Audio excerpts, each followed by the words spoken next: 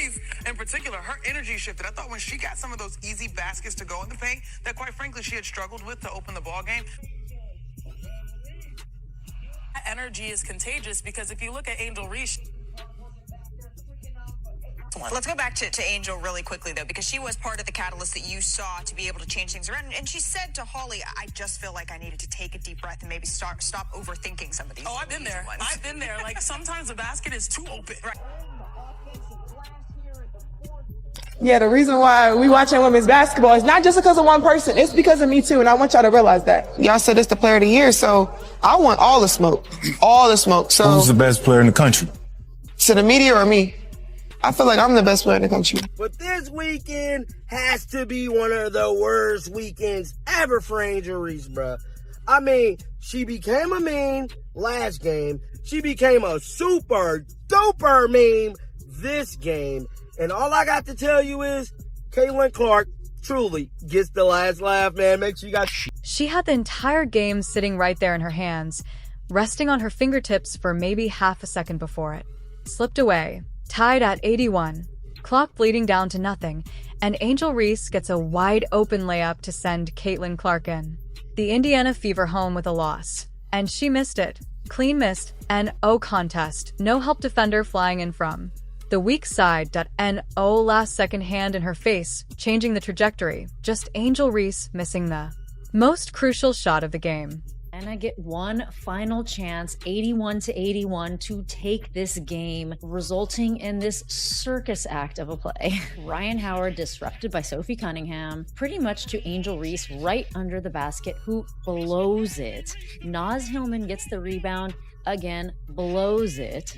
So the game goes into overtime. And I gotta say, Angel Reese looked really upset blowing that layup, but I think what's going really viral right now and making the rounds on social media is Caitlin Clark's reaction. She walks right behind Angel with a cheeky smile. That single sequence is the reason we're even having this conversation right now, because what happened in the 10 seconds after that, miss has somehow become bigger than the miss itself, bigger than the final score, bigger than the actual basketball game that two professional teams played for 40-plus minutes.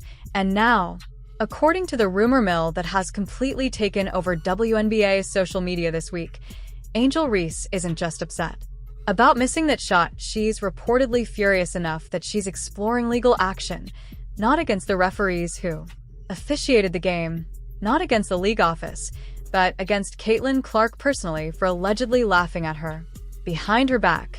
Was terrible. Speaking of terrible, Angel Reese never beating the allegations. This was to open the game. With Reese leaking out, finds her. Lee Sheet. That was awful. Wow, that was awful. One more good time. It did a... Yeah. Yikes. Holy moly. Holy moly. Caitlin Clark. Let's go down the court. Yeah, let me just pass this ball into AB. Oh, that was nice. That was nice from Caitlin Clark. How about Caitlin Clark cooking Angel Reese? Working behind ball. Boom. She shot it from the... Reese got that open look under the basket with a chance to end it right there. No overtime necessary. And she missed a shot she has made thousands of times in practice and in games. The broadcast, doing exactly what broadcasts are paid to do in moments like that, cut straight to her face. She's crushed, head down, shoulders slumped. The entire body language of someone who knows precisely what she just cost her team with the game on the line. And the only person to blame is Angel Reese for missing the layup to win the game. Angel Reese missed the layup that would have won the game, and she didn't win the game. As a result, cost her team the game because she can't make a layup. And Caitlin Clark seemed to enjoy it. I have no idea what she was actually smiling about, but this was the play in question, in case anybody was wondering and hadn't seen it. Angel, point blank range, doesn't make the shot. It's not like Caitlin chases her around to taunt her or anything like that. With good timing to know where the cameras were, if that was indeed on purpose. And then the camera catches Caitlin Clark walking past her, a few feet away, heading back toward her own bench, smiling. The kind of smile you'd expect from someone who's relieved the game isn't over yet, and she still has a shot to close. It out herself. That's it. That's the entire so-called incident. A camera caught two facial expressions, 3 feet apart on a basketball court, and the internet did the rest of the work, turning it into a headline. And we can't make simple layups. We have no post moves. Our handle is weak. We can't shoot from the mid, can't shoot from the three-point line. All Angel Reese could do is rebound her own shots and her teammates' shots occasionally and play defense. She's by no means an elite defender. By no means is Angel Reese an elite defender. But this is bad. This is really bad. There's been absolutely zero progression in Angel Reese's game. Angel Reese rookie season to now, it's the same player. She hasn't improved finishing around the rim. She hasn't improved the mid-range shot. She hasn't improved the three-point shot. Her handle hasn't improved.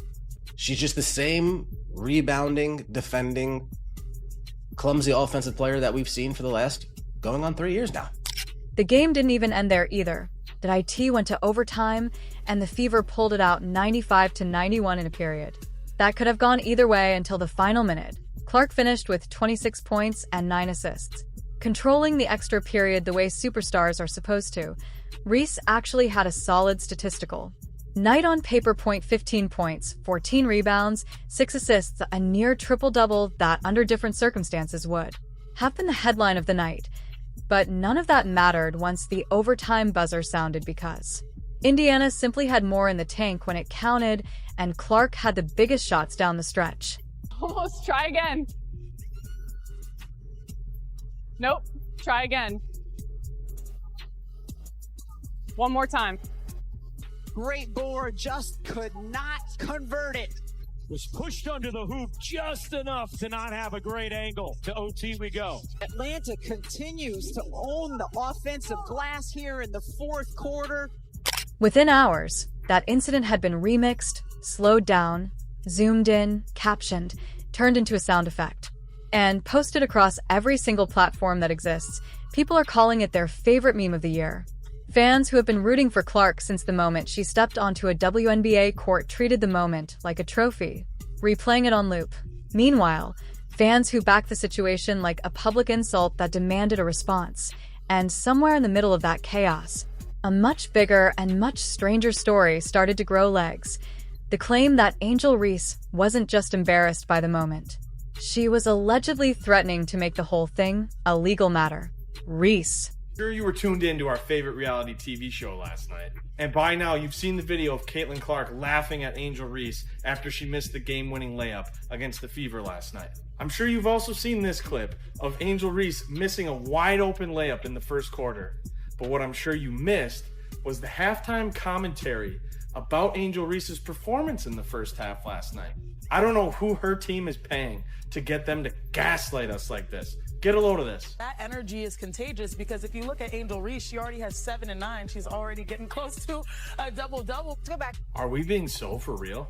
7 and 9, almost has a double-double in the first half. She was 3 of 10 from the floor. She missed 7 out of 10 layups.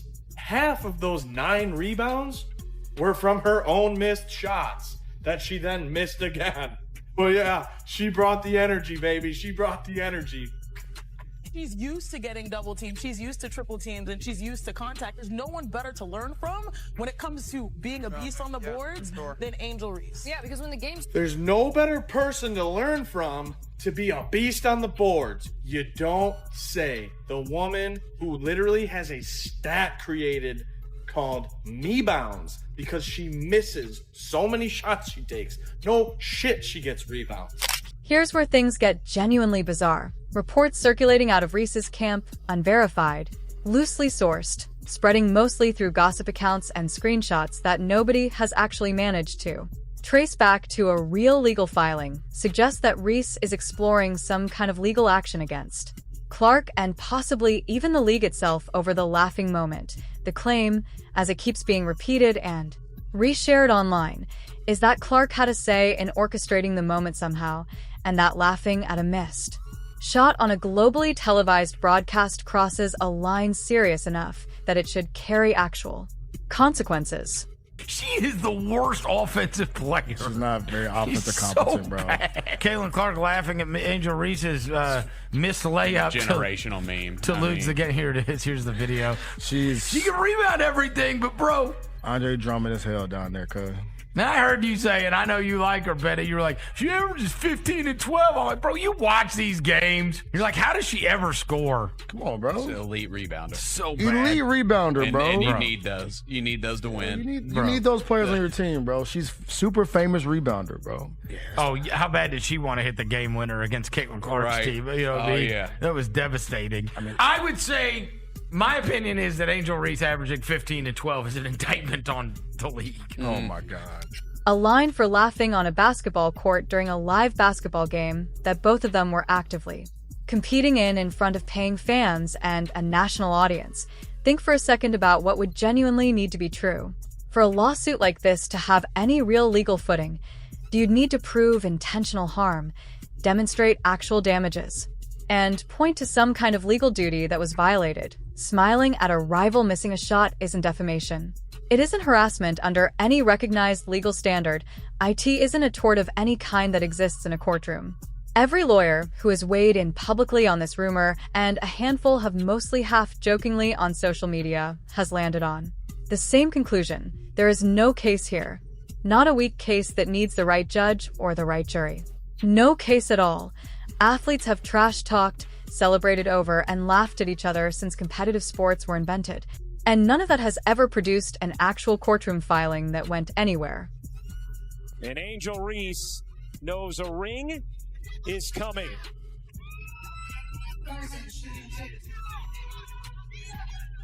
And this is the part that makes the whole rumor almost impossible to take seriously with a straight face, because Angel Reese is not new to using gestures, body language, and facial expressions as a competitive weapon aimed directly at Caitlin Clark.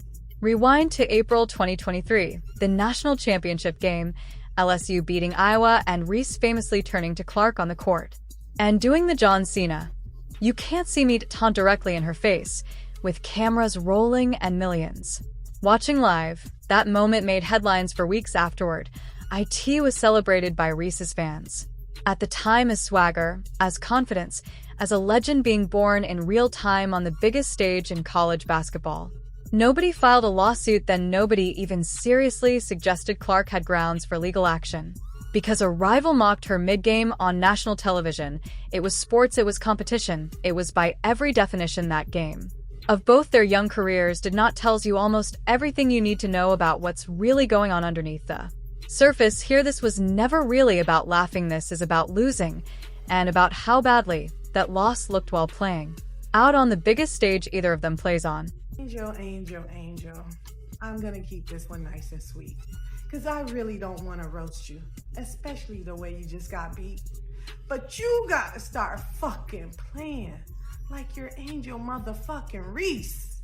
Game on the line, had the win in sight. The ball left your hands, then said, not tonight. You missed the buzzer beater. I am not all right. Alicia got goggles, Angel get you a pair. Cause missing this many layups got me questioning your stare. You doing all the hard work just to get right there.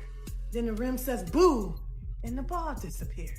What irritates me the most is cause you do so much good shit, but not being able to put back a layup erases all of it. Here's the number that makes all of this sting so much more than a single missed layup ever could on its own. Before this game, Angel Reese was already 1-6 against Caitlin Clark in WNBA regular season play. 1 win, 6 losses. This wasn't some rare aberration where Reese ran into bad luck on an otherwise dominant night against her biggest rival. This was the 7th time these two have matched up as professionals, and it was the 6th time Clark walked away with the win in her pocket. The missed layup in overtime didn't create that pattern out of nowhere. It just became the most viral, most widely shared chapter of with millions of people watching every single time while that Rivals' assist numbers, scoring totals, and MVP conversation keep climbing higher every single week of the season. Clark is now averaging 22 points and 8.3 assists a game this season, leading the entire league outright in assists and sitting squarely in the middle of the MVP race with real momentum behind her Case Reese in her first season. Wearing an Atlanta jersey after the offseason trade is averaging 15.6 points and 12.1 rebounds, respectable. Numbers real legitimate production on a nightly basis, but nowhere close to the same level of national spotlight or awards conversation.